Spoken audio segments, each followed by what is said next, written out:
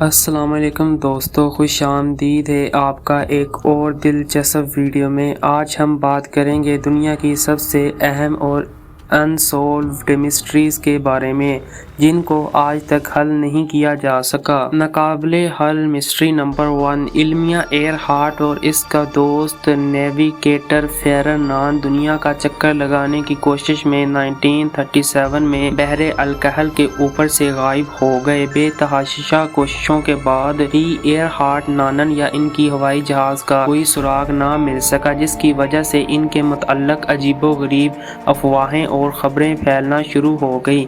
اس واقعے کی جب جانچ پڑتال کی گئی تو یہ بات سامنے آئی کہ ایئر ہارٹ کا طیارہ، جس کا نام الیکٹرا طیارہ تھا، ممکنہ طور پر ایندھن ختم ہونے کی وجہ سے سمندر کے آس پاس ایک جزیرہ تھا جس کا نام ہیلون جزیرہ تھا۔ جانچ پڑتال میں یہ بات سامنے آئی کہ طیارہ وہاں پر گر کر تباہ ہو گیا ہوگا، لیکن کافی کوششوں اور تلاش کے باوجود بھی کوئی ملبہ یا لاش برآمد نہ ہو پائی، جس سے ان کی لاپتہ ہونے کا راز آج تک نہیں حل ہو سکا۔ ایئر ہارٹ اور ننان کے ساتھ کیا ہوا، اس کی وضاحت کے لیے کئی سالوں میں مختلف نظریات پیش کیے گئے۔ کچھ لوگوں کا خیال تھا کہ ہو سکتا ہے کہ وہ دوران سفر راستہ بھٹک گئے ہوں اور پاس میں ہی جو جزیرہ پڑتا تھا مارشل اس پر اتر گئے ہوں، جہاں اترنے کے بعد جاپانی فوج کے ہاتھوں پکڑے گئے ہوں، جبکہ دوسرے کچھ لوگوں کا خیال تھا کہ وہ کریش لینڈنگ سے شاید بچ گئے ہوں اور دور دراز جزیرے پر کاسٹ ویزا کے طور پر رہتے ہوں۔ لیکن یہ سارے نظریات بڑی حد تک کیس آرائیاں پر مبنی تھے۔ کوئی ایسا ٹھوس ثبوت نہیں مل سکا جو اس چیز کو ثابت کرتا کہ وہ دونوں زندہ تھے یا کہیں رہ رہے ہیں یا وہ مر گئے تھے۔ یہ کیس آج بھی ایک نہ حل ہونے والا کیس ہے۔ مسٹری نمبر 2، یہ ایک نہ حل ہونے والا ایسا کیس ہے جو ایک سیریل کلر کے متعلق ہے۔ اس سیریل کلر کا نام جیک دی رائپر ہے، جو 19ویں صدی کے آخر میں لندن کے ایسٹ اینڈ کو دہشت زدہ کرنے والا یہ سیریل کلر مجرمانہ تاریخ کی سب سے زیادہ دریپا اور خطرناک مجرموں میں سے ایک تھا۔ جیک دی ریپر نے اگست اور نومبر سن 1988 کو لندن کے وائٹ چیپل ڈسٹرکٹ میں کم از کم 5 خواتین اور کچھ بچوں کو بے دردی سے قتل کیا تھا۔ یہ ایک ایسا سیریل کلر تھا جو کہ اپنی اصل پہچان دنیا سے چھپا کر رکھتا تھا۔ اس پر سالوں سال تحقیقات کی گئی۔ برسوں کی شدید تحقیقات اور کوششوں کے باوجود سیریل کلر جیک دی ریپر کی حقیقی شناخت کبھی بھی حتمی طور پر ثابت نہ ہو سکی۔ جو بھی وہ خون کرنے کے بعد نشانات پیچھے چھوڑتا تھا، ان پر کافی زیادہ تحقیقات کی گئی اور ان افراد سے بھی پوچھ تاچھ کی گئی جن کے گھر والوں کو اس نے قتل کیا تھا۔ جیک دی ریپر کی کہانی میں ایک دلچسپ موڑ تب آیا جب اس نے ایک وکیل جس کا نام مونٹنگ جان ریٹ تھا، اس کو زمین میں زندہ دفن کر دیا تھا اور 2 سے 3 ہفتوں بعد وہ مردہ پایا گیا تھا۔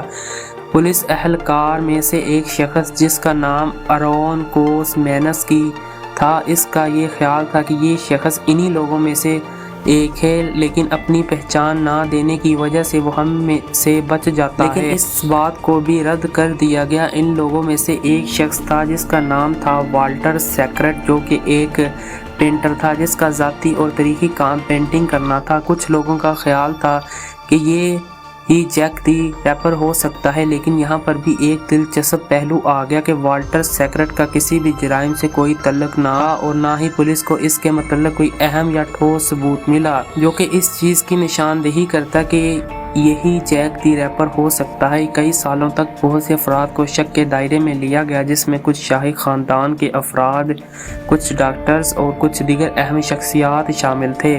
کوئی بھی یقینی طور پر جیک دی ریپر ثابت نہیں ہو پایا۔ کافی ثبوتوں کے باوجود اور گواہوں کے باوجود اور فورینسک رپورٹوں کے باوجود بھی یہ معاملہ حل نہ ہو سکا۔ جیسے جیسے وقت بدلتا گیا، وکٹورین دور کی تفتیشی تکنیکوں کی حدود نے جیک دی ریپر کی حقیقی شناخت کو تعین کرنا انتہائی مشکل بنا دیا تھا اور یہ کیس بھی ایک سوالیہ نشان بن کر رہ گیا اور جیک دی ریپر کی پہچان ہمیشہ کے لیے پراسرار واقعات داستانوں میں ڈوب گئی۔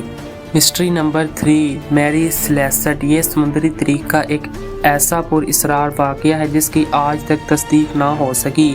میری سیلسٹی اس جہاز کا نام تھا جو کہ ایک امریکی تجارتی بحری جہاز تھا۔ اس جہاز کو کیپٹن ڈیوڈ مور ہاؤس کی کمانڈ میں ایک اور بحری جہاز ڈیگریٹیا نے دریافت کیا تھا جو اس سے تقریباً 400 میل دور مشرق میں موجود تھا۔ جب ڈیگریٹیا کا عملہ میری سیلسٹ پر پہنچا تو انہوں نے جہاز کو بالکل ویران پایا، جس میں کیپٹن، عملے یا مسافروں کا کوئی نام و نشان موجود نہیں تھا۔ جہاز سمندر کے بیچوں بیچ موجود تھا۔ جہاز کے اندر کوئی ٹوٹ پھوٹ نہیں ہوئی تھی۔ اس کا سامان اور ذاتی سامان بڑی حد تک بغیر کسی رکاوٹ کے موجود تھا، تاہم لائف بورڈز اور جہاز کے کاغذات اور بحری آلات غائب تھے۔ میری سیلسٹ کے عملے اور مسافروں کی گمشدگی نے کئی سالوں میں متعدد نظریات اور عجیب و غریب کہانیاں پیدا کی۔ ایک نظریہ یہ بتاتا ہے کہ میری سیلسٹی پر سمندری ڈاکوؤں نے حملہ کیا ہوگا، لیکن جنہوں نے جہاز کو چھوڑنے سے پہلے عملے اور مسافروں کو قتل کر دیا ہوگا۔ تاہم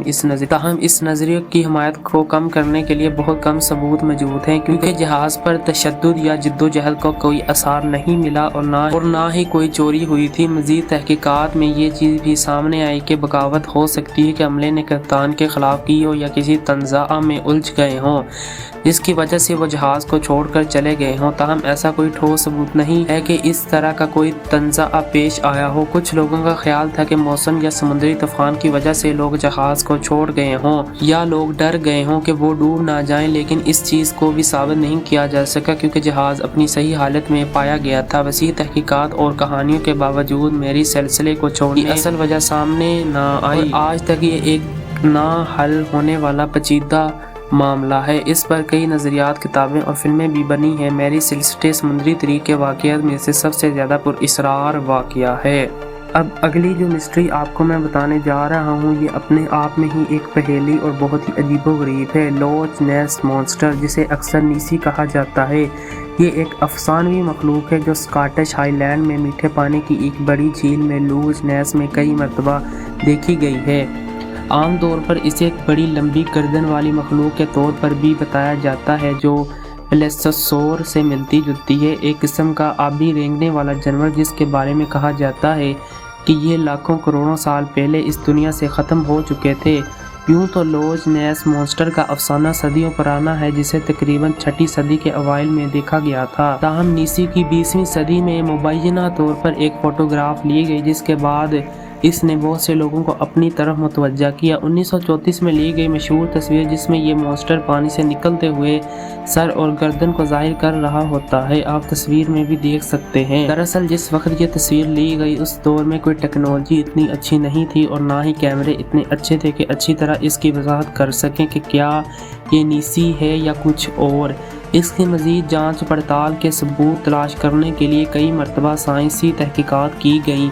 ان کوششوں میں سونار، اسکین، پانی کے اندر کیمرے اور دیگر جدید ٹیکنالوجی کا استعمال بھی کیا گیا، لیکن اس کے باوجود کوئی حتمی ثبوت آج تک نہ مل سکا۔ سائنسی شواہد کی کمی کے باوجود لوچ نیس مانسٹر کا افسانہ صرف افسانہ ہی ہے جو اسکاٹش لوک داستانوں اور مقبول ثقافت میں موجود ہے۔ اس پر کافی دستاویزی فلمیں اور کتابیں بھی لکھی گئی ہیں۔ اب جو مسٹری آپ کو میں بتانے جا رہا ہوں یہ بھی کچھ عجیب و غریب ہے۔ اس کا تعلق امریکہ کے ساتھ ہے جو روآنوک کے کلونی کی گمشدگی کے متعلق ہے، جو کہ امریکی تاریخ میں سب سے زیادہ پائیدار اور نہ حل ہونے والے رازوں میں سے ایک ہے۔ ہوتا کچھ یوں ہے کہ امریکہ کے شمالی علاقے میں 1587 میں قائم کرولائنا کے ساحل سے دور روآنو بسنے والی پہلی انگریزی کلونی تھی جس کو مستقبل کو مد نظر رکھتے ہوئے بنایا گیا تھا۔ جان وائٹ کی قیادت میں کلونی تقریباً 115 نو آبادیاتی لوگوں پر مشتمل تھی، جن میں مرد، خواتین اور بچے بھی شامل تھے۔ تاہم جب جان وائٹ جدوجہد کرنے والی کلونی کے لیے اضافی سامان کی فراہمی کے لیے 1587 میں انگلینڈ آیا تو وہ ہسپانوی جنگ کی وجہ سے تاخیر کا شکار ہو گیا اور واپس روآنو 1590 تک نہ جا سکا۔ 1590 کے بعد جب جان وائٹ واپس کلونی گیا تو اس نے کلونی کو ویران پایا، جہاں پر کوئی بھی آباد کاروں کے نشان نہیں تھے۔ جان وائٹ کو جانچ پڑتال کے دوران کچھ ثبوت ملے جو کچھ الفاظ ہیں جو کہ درختوں پر لکھے گئے تھے، جن میں کریاٹیون لفظ کا استعمال کیا گیا تھا اور حروف CRO کو ایک قریبی درخت میں گاڑا گیا تھا، جو اس چیز کی طرف اشارہ کرتا تھا کہ یہ جزیرہ اب کروٹون جزیرہ میں منتقل کر دیا گیا ہے یا مقامی امریکی قبیلے کروٹونائز نے تباہ کر دیا ہے۔ بہت سی کوششوں کے باوجود روآنو کے لوگوں کا کچھ پتہ نہیں چل سکا آخر ان کا ساتھ کیا ہوا تھا، یہ لوگ کہاں گئے تھے یا کس سے غائب ہو گئے تھے۔ کچھ مقامی امریکیوں کا خیال تھا کہ آبادیاتی باشندوں کو علاقے میں مقامی امریکی قبائل نے ہلاک کر دیا ہوگا یا گرفتار یا کوئی ایسی شرط رکھی ہوگی جس کو وہ پورا نہیں کر سکے۔ ایک اور نظریہ بتاتا ہے کہ اس جزیرے کے لوگ اپنی مرضی سے مقامی امریکی قبائل میں جڑے ہوں گے، ضرورت یا بقا کے طور پر۔ اس کے علاوہ بہت سے اندازے لگائے گئے جیسا کہ قحط بیماری یا دیگر مشکلات، دنیا میں زندگی کے سخت حالات بشمول قحط بیماری اور مقامی امریکیوں کے ساتھ تنازعات۔ بہرحال ان نظریات کے باوجود بھی روآنو کالونی اور ان لوگوں کی گمشدگی کا معمہ آج بھی تاریخ دانوں اور آثار قدیمہ کے ماہرین کو اپنی طرف کھینچتا ہے اور یہ آج تک ایک نہ حل ہونے والی مسٹری ہے۔ اس کا ذکر آج بھی امریکی لوک داستانوں اور تاریخ میں اپنا مقام بنائے ہوئے ہے۔ اب آخری مسٹری جو آپ لوگوں کے ساتھ میں شیئر کرنے جا رہا ہوں وہ ایک عجیب و غریب کتاب کے بارے میں جس کا نام ہے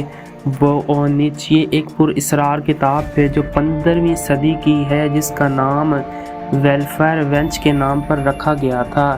1912 میں ایک شخص نے اسے خریدا تھا۔ اس کتاب کا راز لوگوں کے سامنے آیا جب اس سے پڑھا گیا تو یہ ایک نامعلوم رسم الخطہ میں لکھی گئی اور پودوں کی پیچیدہ حیران کن ڈرائنگ فلکیاتی خاصیتیں اس کی عکاسی کی ہوئی تھی۔ کچھ لوگوں کا خیال ہے کہ یہ کتاب شیطان نے لکھی ہے جس کو ڈیکوڈ نہیں کیا جا سکتا اور نہ ہی یہ آج تک ڈیکوڈ ہو سکی ہے اور نہ ہی کسی کو کچھ سمجھ آیا کہ اس میں کیا لکھا ہوا ہے اور کیا نہیں۔ اس میں مزید انسانوں کے بھی عجیب و غریب ڈھانچے بنے ہوئے ہیں۔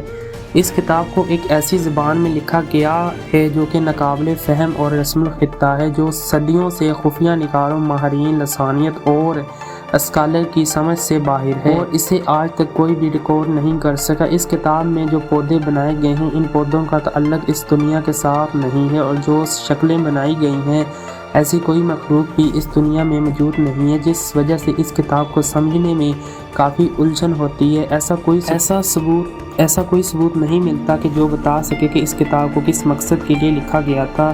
اس کتاب کی ابتدا، اس کی تصنیف، مقصد اور مطلوبہ سامعین نامعلوم ہیں اور کوئی طریقہ ریکارڈ یا دستاویزات اس کی تخلیق اصلیت کا سراغ فراہم نہیں کرتے۔ کئی برسوں کے دوران اس کتاب کے متعلق کئی نظریات پیش کیے گئے ہیں تاکہ اس کتاب کے معنی وضاحت کیے جا سکے۔ کچھ لوگوں کا خیال ہے کہ یہ ایک فن کا کام ہے جو کہ ایک بیہودہ مذاق ہے اور کچھ لوگوں کا خیال ہے کہ یہ قرون وسطیٰ کے سائنسدانوں ذریعے انکوڈ شدہ معلومات یا طبی علم ہو سکتا ہے۔ تو آپ لوگوں کو جو بھی مسٹری اچھی لگی ہو اس کے بارے میں کمنٹ کریں، ویڈیو کو لائک کریں اور چینل کو سبسکرائب کریں۔ ملتے ہیں کسی اگلی ویڈیو میں۔